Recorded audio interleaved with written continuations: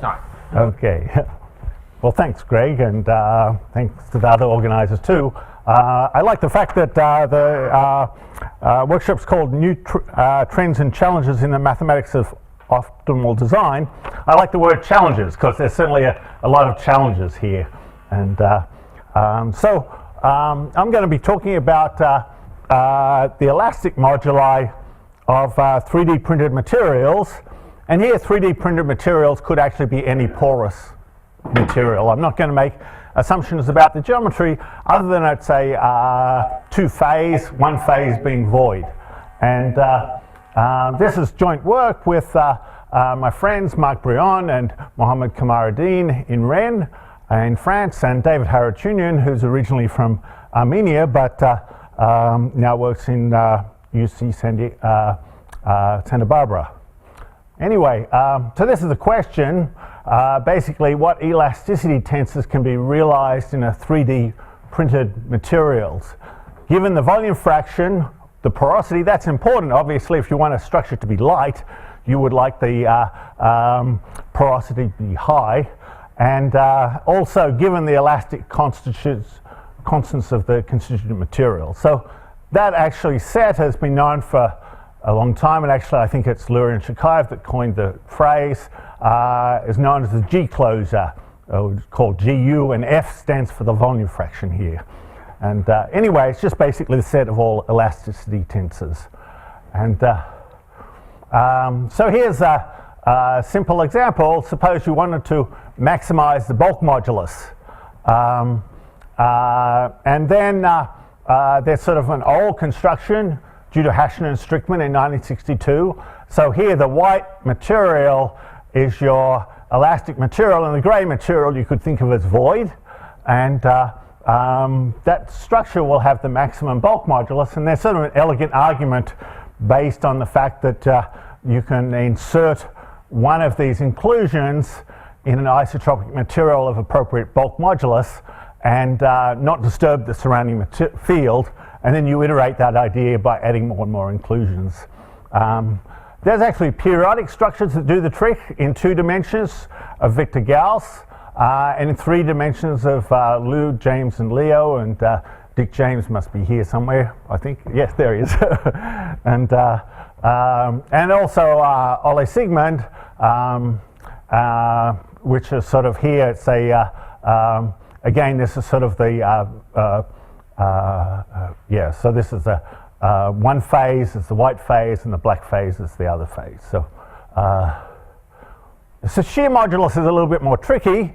It turns out you can show that anything that maximizes shear modulus also maximizes the bulk modulus, but the converse is not true. This is sort of a hierarchical geometry that I came back in 1986 that does the trick, and at the same time and independently, Frankfurt and Marat actually find that actually 5 laminations suffice. And Andy Norris found actually a related geometry using discs rather than laminar, but discs on many different length scales. Okay, of course this is very hard to construct. The nice result of Bourdin and Cohn was that if the porosity is low, then the laminations could be on the same length scale. So, so here there's 3 laminations, but they're all on the same length scale. And so this is actually, of course, a triangular geometry. So to the lowest order in the volume fraction, these actually also maximize the shear modulus. And there's a lot of books in the literature on this. I won't go over there. There's Greg's book. Anyway, and that sort of summarizes the results up to about 2000. And but now, of course, there's much greater flexibility in actually manufacturing structures. And this is of the group of Martin Wegner. This is a particular design called a pentamode that we'll sort of come back to. But basically, you have a tremendous amount of freedom to construct microstructures. Maybe not microstructures on many length scales, but and then Okay, this is actually one on many length scales by the group of Julia Greer at Caltech. The other one was Martin Wegner in Germany at KIT.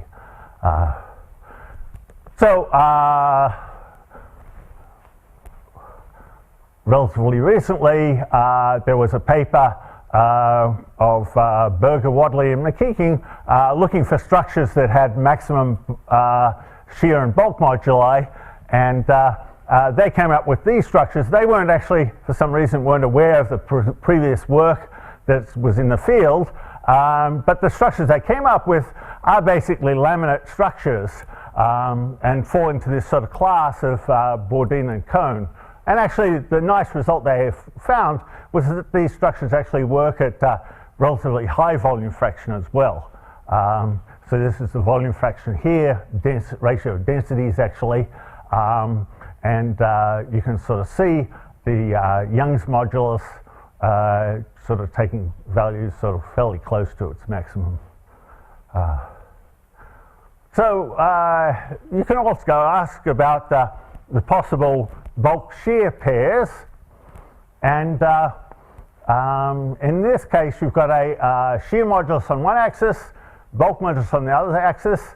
This result here is actually for a two-phase mixture, and so one of the materials is not void but rather an elastic material, and these are results of Sigmund. So you've got various different structures here, and they correspond to the different numbers on the graph here. So 3 is this structure here, which has got basically a negative Poisson's ratio. It's a material which when you pull it, it gets fatter. And and then these curves here, this is the, and this one here, these are the Shikar-Gibnyatsky bounds. So you sort of get quite close to attaining bounds, but there's still some gaps. And it's not clear how to improve that. So this is a later paper by Dennis Zorin and collaborators, and instead of using the bulk and shear, they use Young's modulus and Poisson's ratio. And so what would be a square of possible values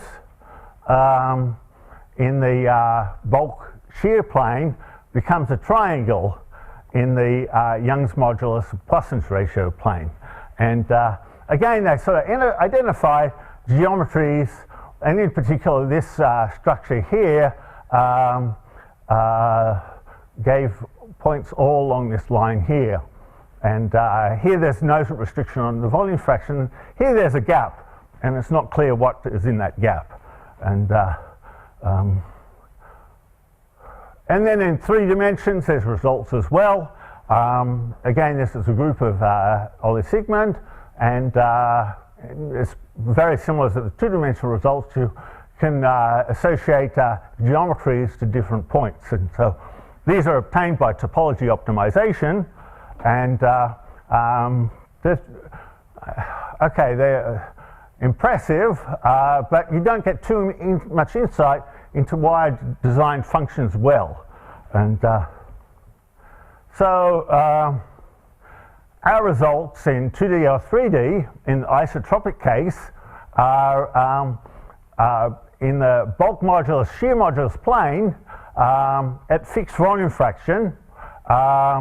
We can show everything along this line is attained and everything along this line here is attained. And so in particular, to get, say, this point here, you want something which is 0 effective shear modulus, but as high as possible bulk modulus. And so the idea is it's a little bit similar to a construction of Sigmund, but differs in some important respects. The green region is your maximally stiff material with maximum bulk modulus and maximum shear modulus. Into that, you introduce these planes. These are basically like slip planes.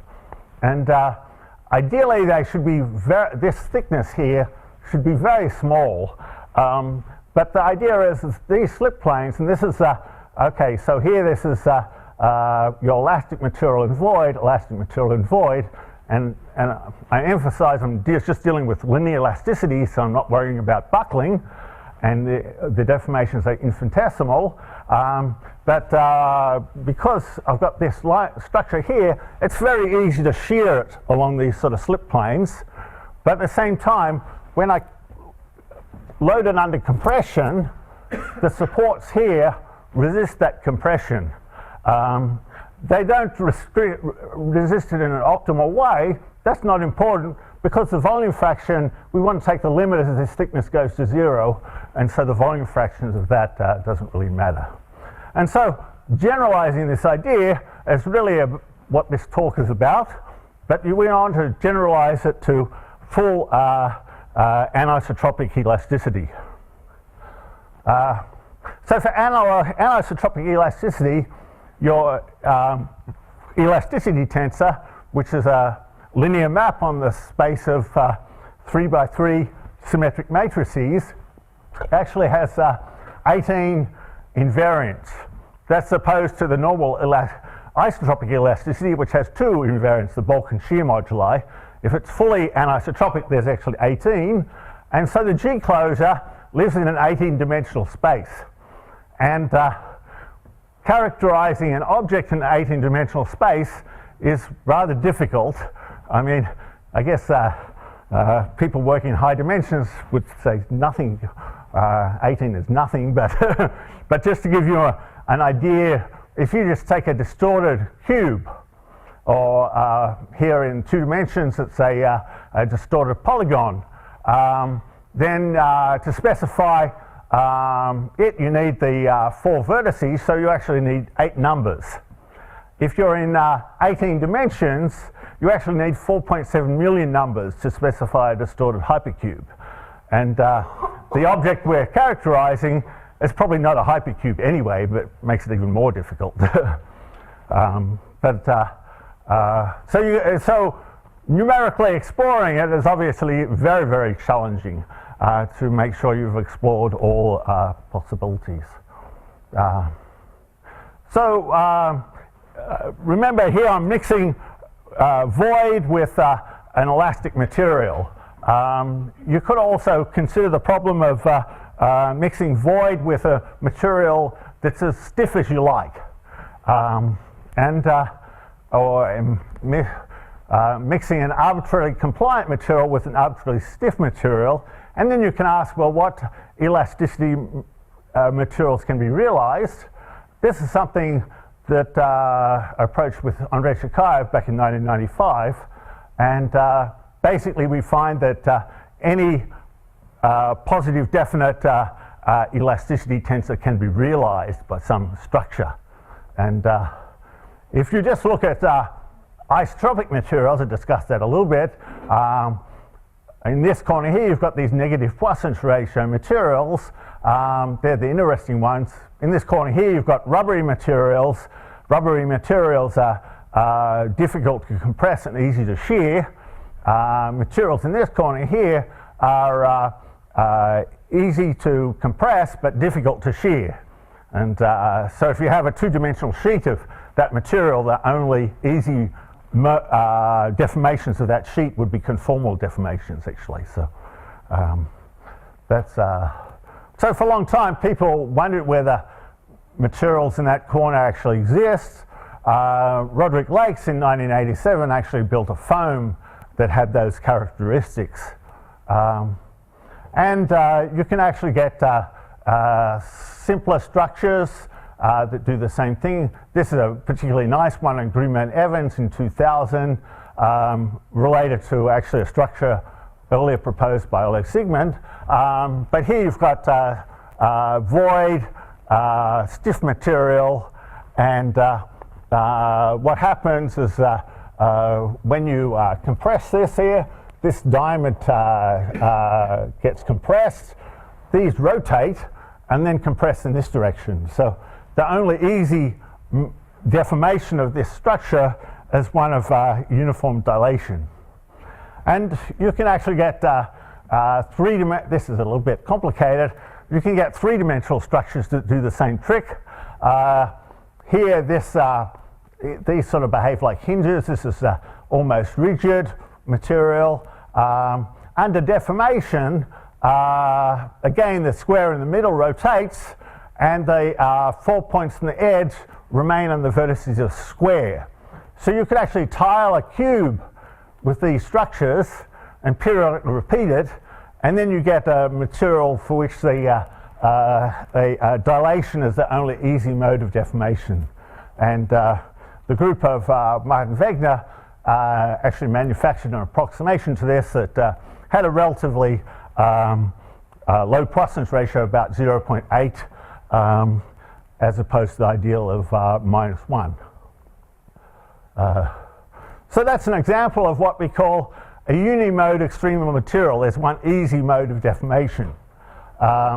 It's compliant with respect to one strain, dilation, yet stiff with respect to all orthogonal loadings, pure shears. There's 5 shears, so that's one mode of deformation.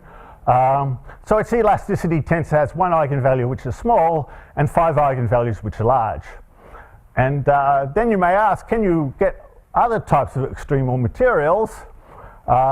Okay, even just a laminate of a stiff material and a compliant material is basically a unimodal material.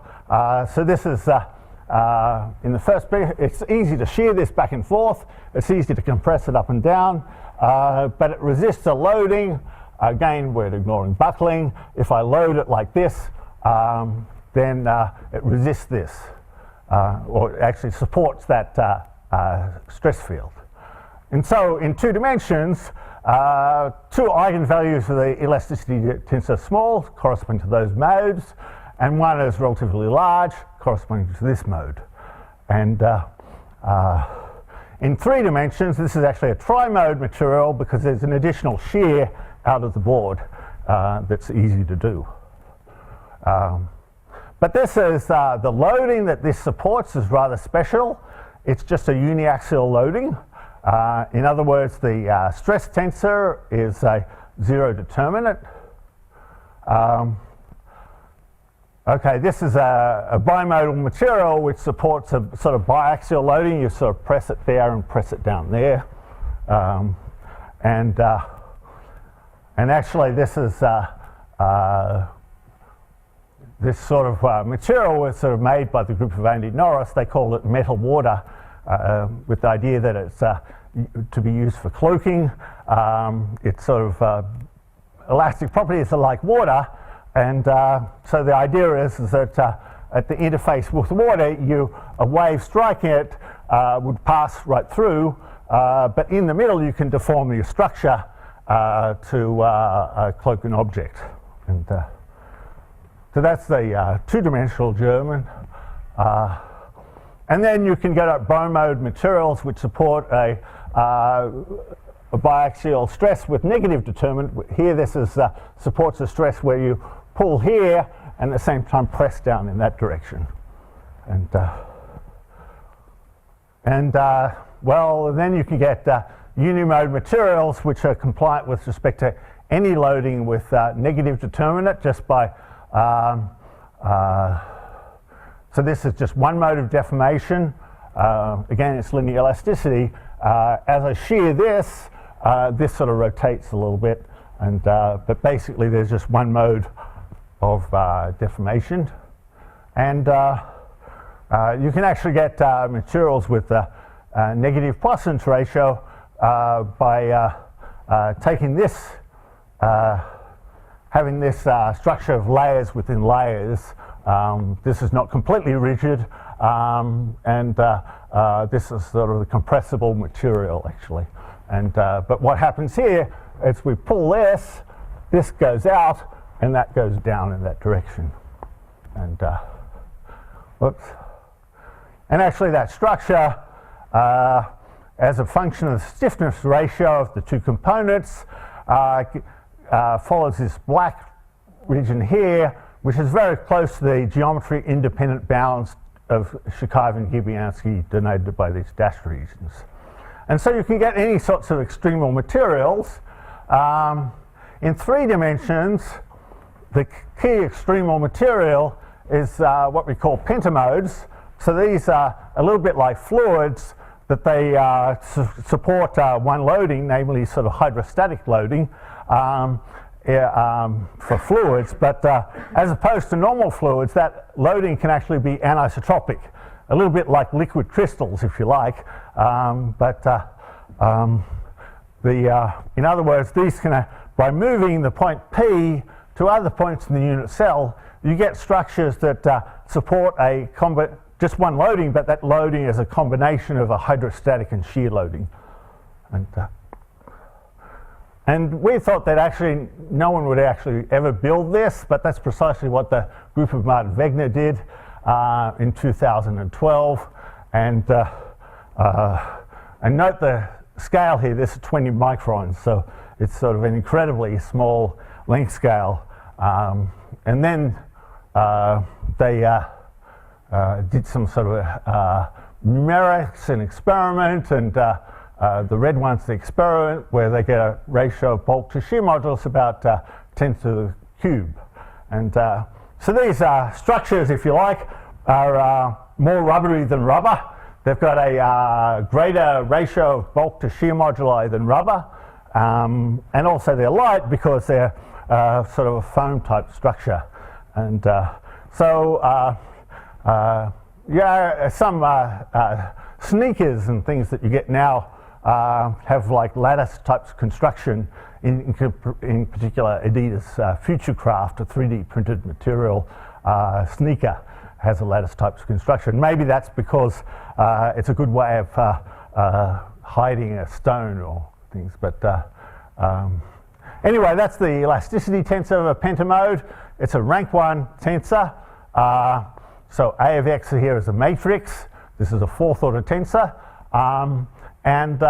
So the elasticity equations actually have the solution that the stress is always proportional to A of x.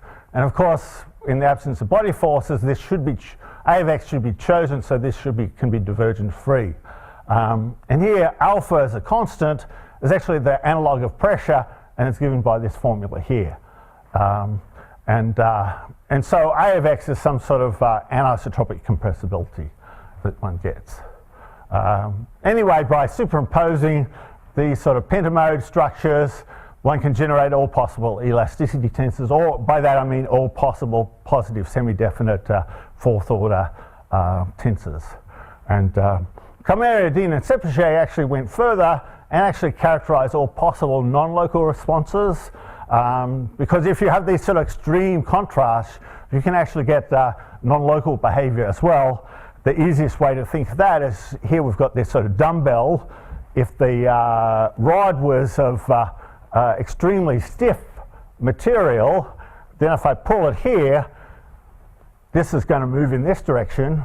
And then you take the limit as this thickness goes to 0, and then you find out that due to capacity effects, it doesn't affect the surrounding fields at all. So then you can remove this, and then you get a non-local interaction between here and here in 3D. Yes, that's right. Yes, yes, that's right. There's yes, I should have emphasized that.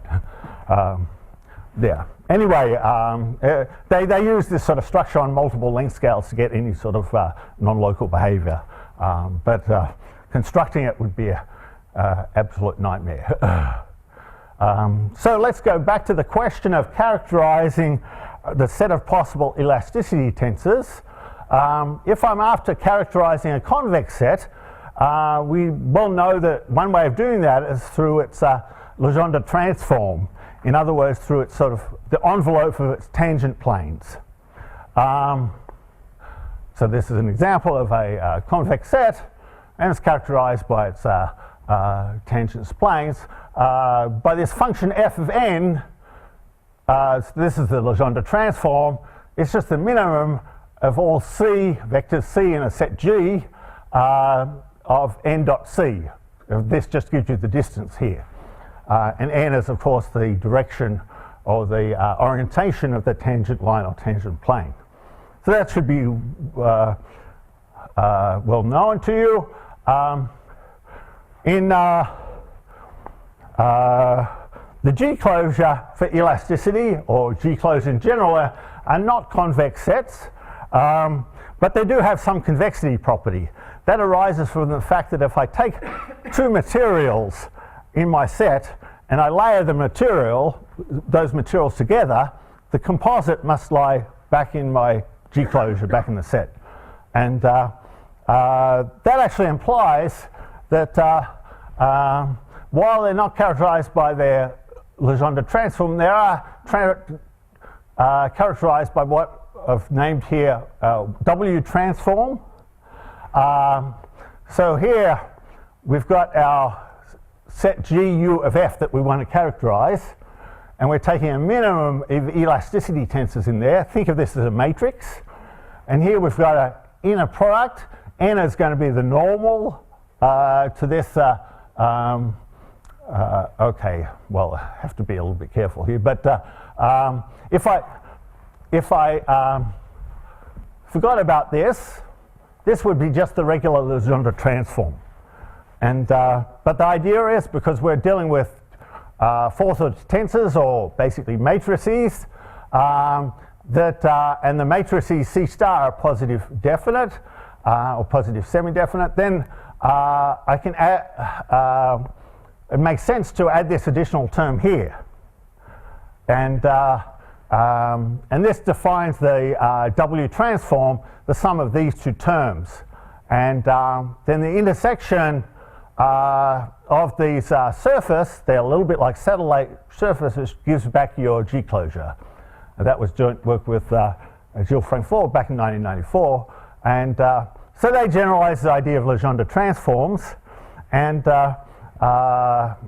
now N, being as a fourth order tensor, or think of it as a matrix, it can be written as, because it's positive definite, positive semi-definite, it can be written as a sum in, not necessarily two, but more, of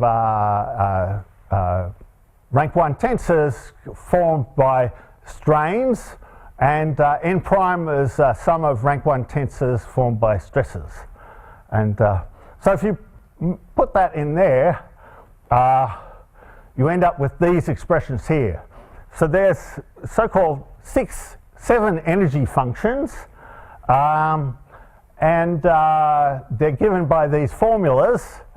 And the nice thing about this is that one can use standard variational principles to express this in terms of trial fields, and then estimate the quantities.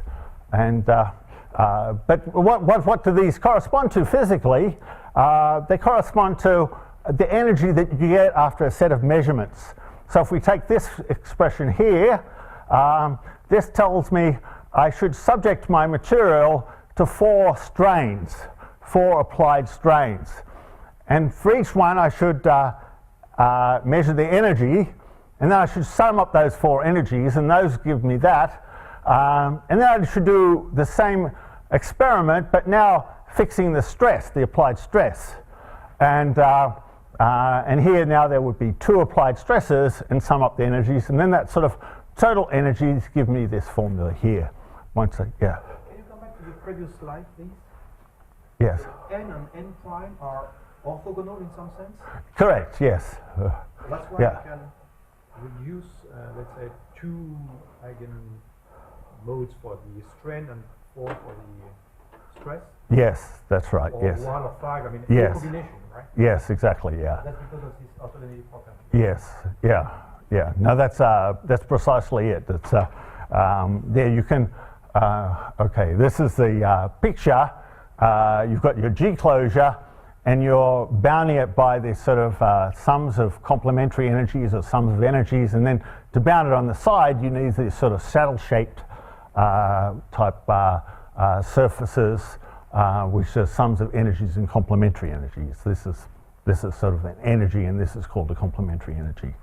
And so you were talking about the orthogonality conditions, and so this is precisely that actually here. I guess, okay, this is n prime equals 0. that restricts the, them to have, if you like, sort of complementary ranks.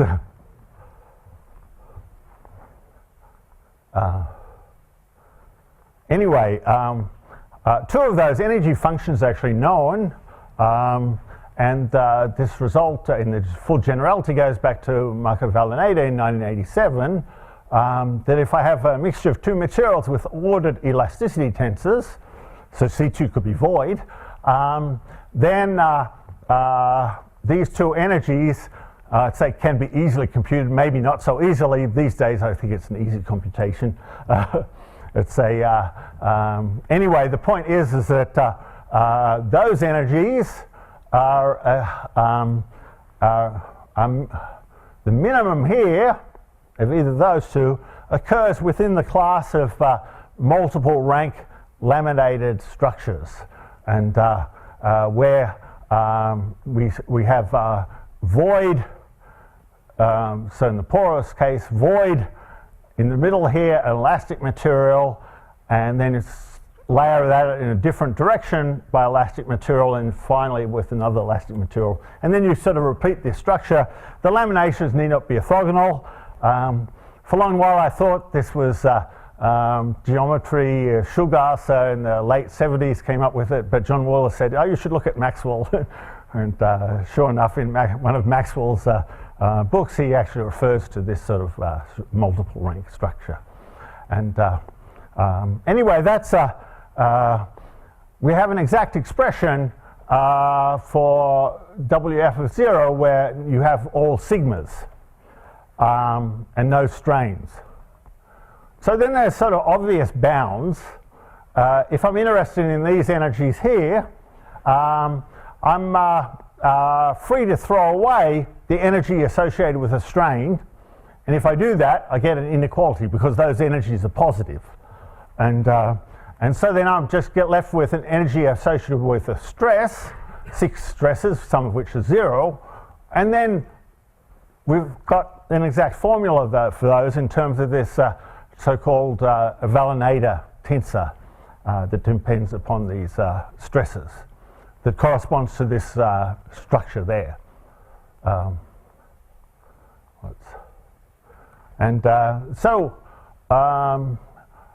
Okay, this one's trivial because this is actually 0. That if I,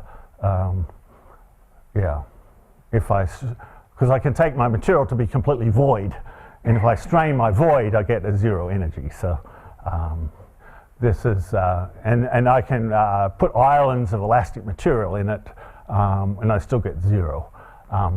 But anyway, you get these inequalities, and actually the main result is that in many cases these bounds are sharp.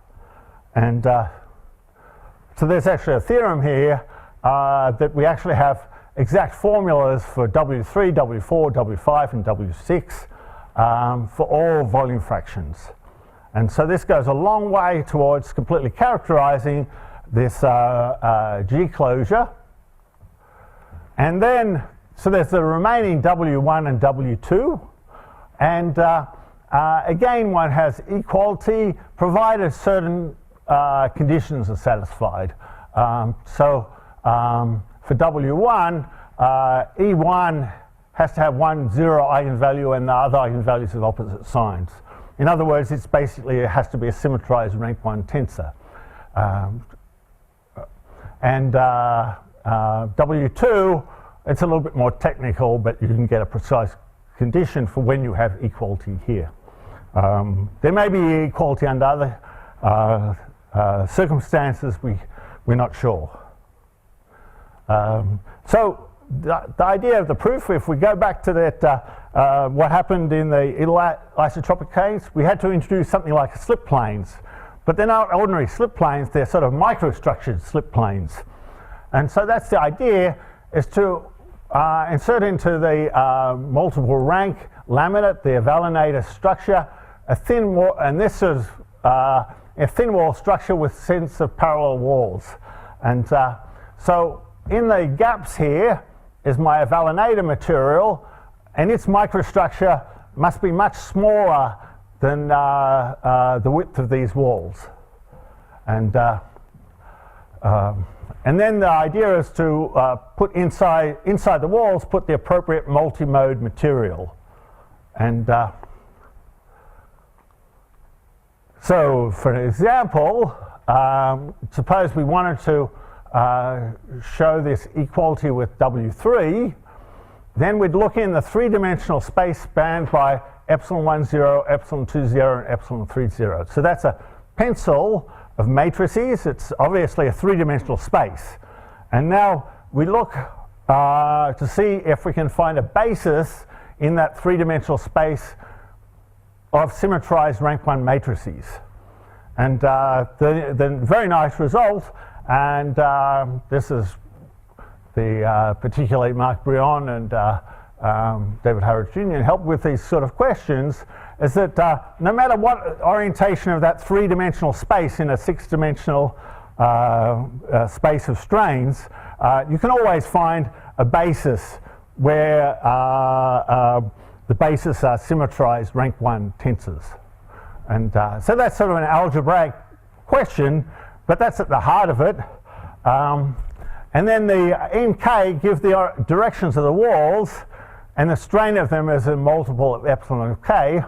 And then you have to have microstructure in the walls so that the walls support the sort of complementary stresses compliant to these. So one way of doing this is to have this as a tri-mode material, if you like, in the walls, something that supports these stresses but it's compliant to these stresses here, strains there. Anyway, so yeah. The previous slide, so this one, yeah. So you have three tensors. So you need three walls, or the number of walls is independent of the number of tensors? No, you're right. You need three sets of walls, or three, yeah, exactly. Because nk give the directions of the walls, and those nk in general could be independent of each other. So you would certainly need three walls in that case, and so if I had 5 or 4 epsilons, then I'd be dealing with 4 walls, you know, and so forth. Yeah. And then if you're just 1 epsilon, you've got 1 wall, and now I've got a one-dimensional space that's only going to be spanned by symmetrized rank 1 matrices if there's a symmetrized rank 1 matrix in that one-dimensional space. And so that's why you have this this constraint here.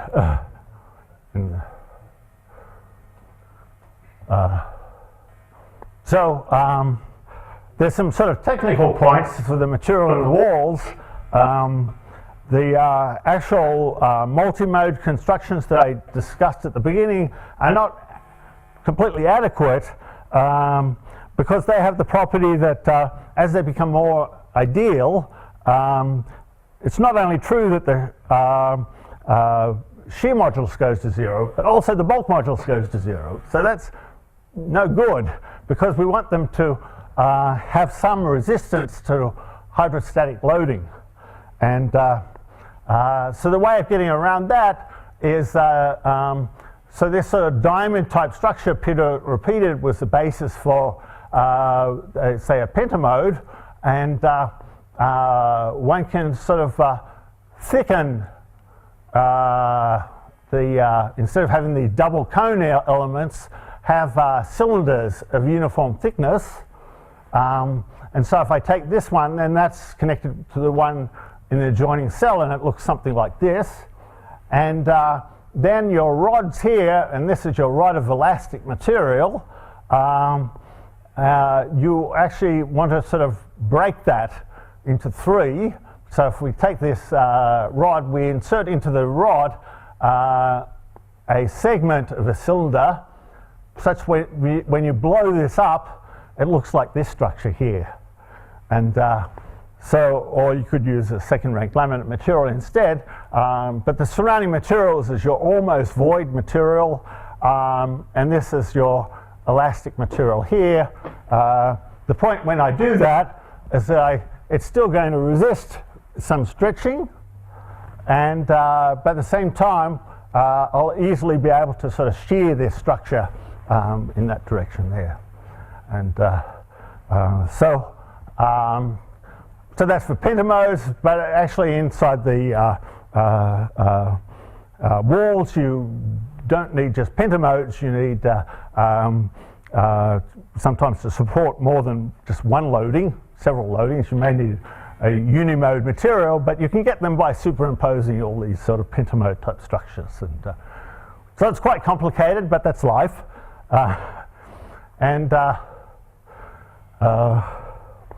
So what's an application of this new result? And it's really towards guiding stress. Okay, you're familiar with lightning rod on the tops of houses, right? That's a way of sort of guiding the electric field towards the rod. It would be nice if we have a nice way of sort of guiding elastic fields. You can actually make this a little bit more precise. It's called the weak G closure. I think this is Andrei Shakaev's name.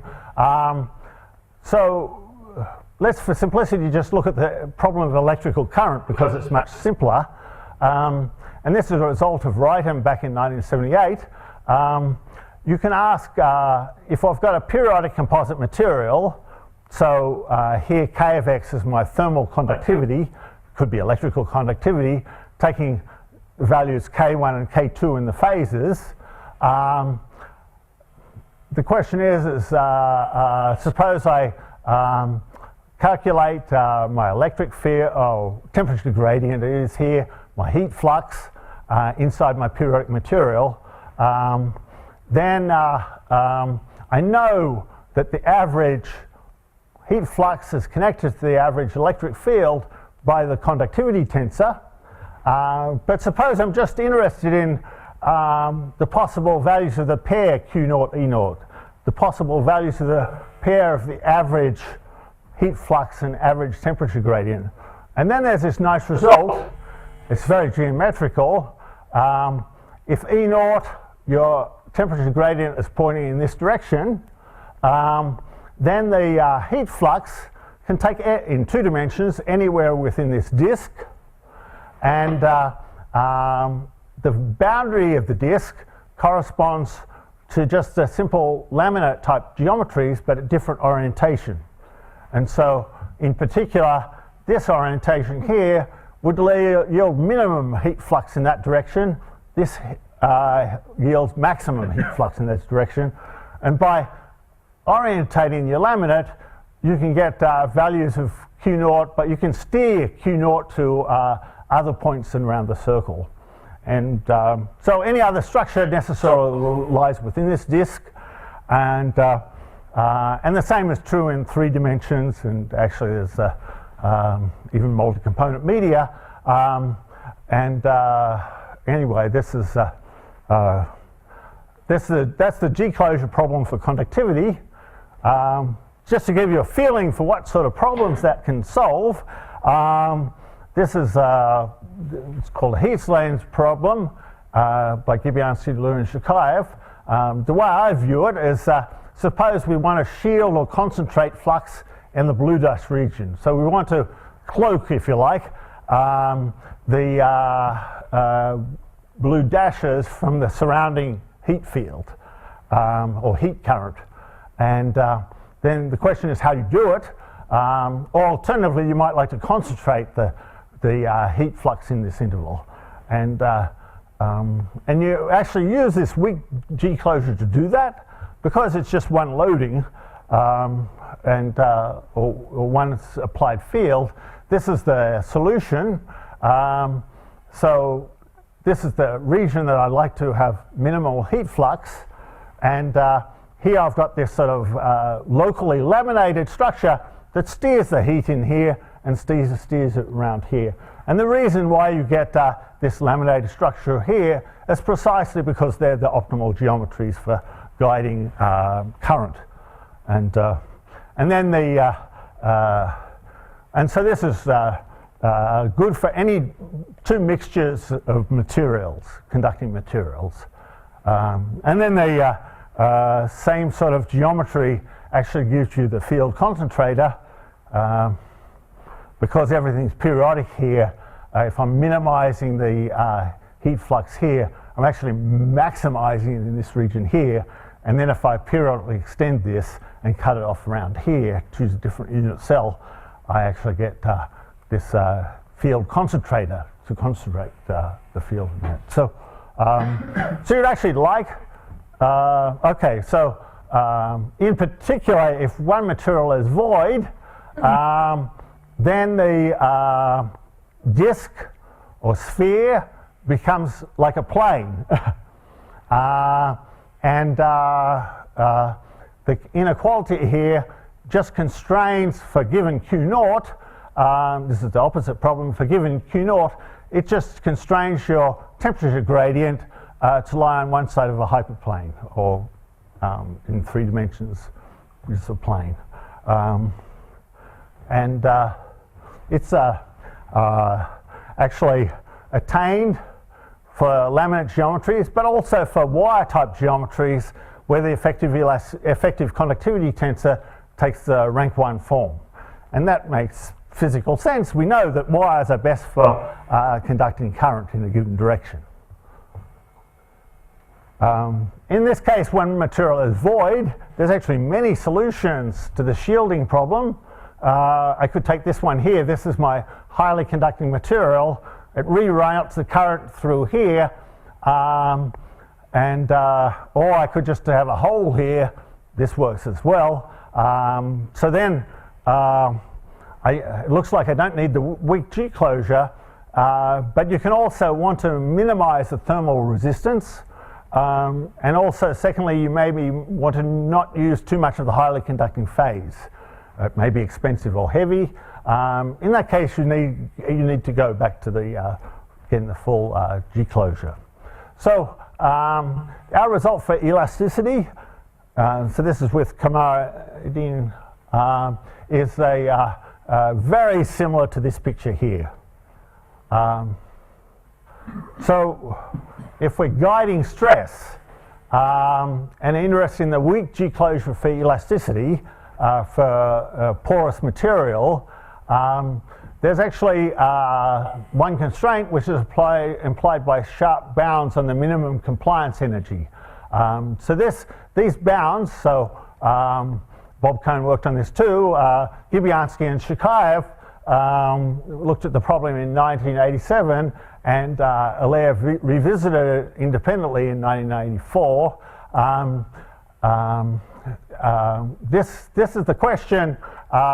Suppose I've got some composite material, and suppose I stress it. I have my applied stress. You can ask, well, what is the minimum value of the elastic energy? And these are bounds on the elastic energy that they derive, and they're given by this formula. But you can look at this formula a different way, and that's to say this is actually a constraint on your strain. Given your stress, this constrains your possible values of your strain to lie on one side of a hyperplane.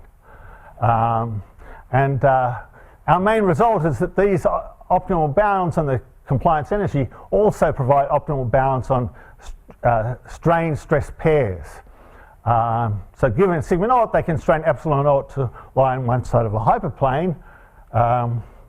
So this is, I won't go into the details of what the expression for WF of sigma naught is, but you'll find it in Greg Allayer's paper. Okay, it's not so simple, but it's explicit. Who cares if it's a little bit of a complicated expression? Anyway, this is the bound. So this is the, if you like, this is the weak G closure for elasticity. So we constrain our stress, our applied stress. So this is in the space of 6 by 6 matrices. So this is a 6-dimensional space. But these are just ordinary codimension 1 planes that lie in this space. And and so the result that the energy bound is attained implies there's one geometry, and it's a laminated geometry which lies on this hyperplane. This blue thing is this bounding surface, and the inequality necessarily constrains my strain to lie on one side of that hyperplane. And the result is actually you can get as close to that hyperplane as you like. And the idea is again to use pentamode type materials. Okay, if it's an ideal pentamode, then for given sigma naught, there's actually a 5-dimensional space of possible epsilon naughts. And so that actually gives me a hyperplane 2. And the result is if it's an optimal pentamode, you can make this hyperplane as close to this as possible. There's some technical points, and that's that to make things kosher, you should have, instead of having void, you should have a slightly elastic material. You could sort of think of that as a very light foam or something like that. But that implies that the elasticity tensor, instead of being perfectly pentamode, is actually non-singular. And so that implies that associated with a given stress is actually just one strain, not a whole 5-dimensional space. And so it seems like we're sort of sunk, but in fact not. You have to turn the problem on the head and prescribe epsilon 0, and then your strain approaches its desired values. Anyway, there's a sort of bootstrapping argument. It's a little bit of a technical point. But the main idea is that you can get arbitrarily close. And so what we do, we look for pentamodes, but they're optimal in the sense that the constant alpha takes this value related to the elastic energy. And then you end up with sigma star epsilon naught equals sigma naught. So that's just a crude argument. It's got holes in it. But you can fix all the holes up. And so basically the idea is the same as before, that you take this multiple rank laminate that attains the Gubianski-Shakaev and Allaire bounds. You put it into put it into the between this sort of wall structure. In other words, you sort of insert walls into the structure, and in the walls you put the appropriate modified ideal pentamode material, and then you can obtain arbitrarily closely the energy bound. So actually the path is now open to solve a lot of optimization problems that aren't just energy minimization type problems.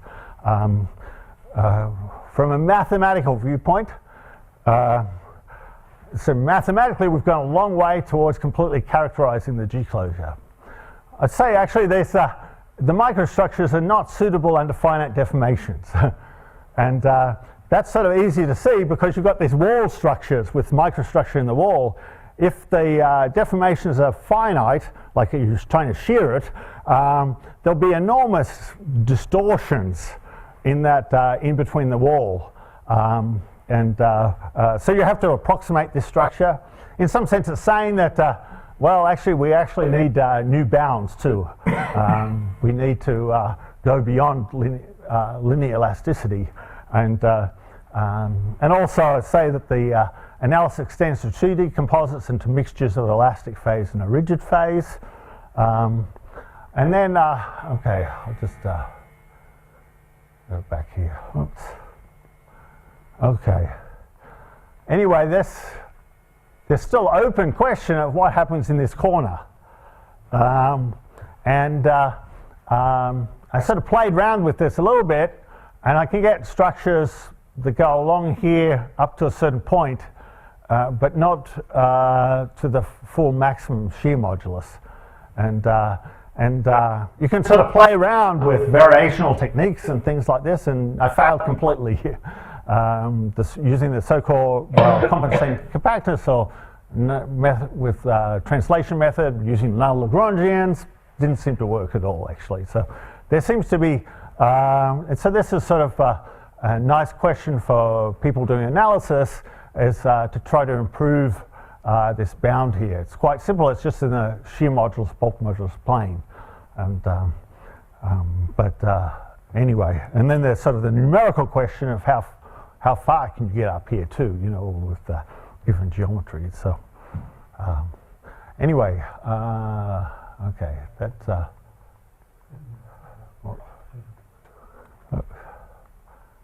yep. Okay, that's it. Thank you. And then there's references. Thank you. And there's Sounds great.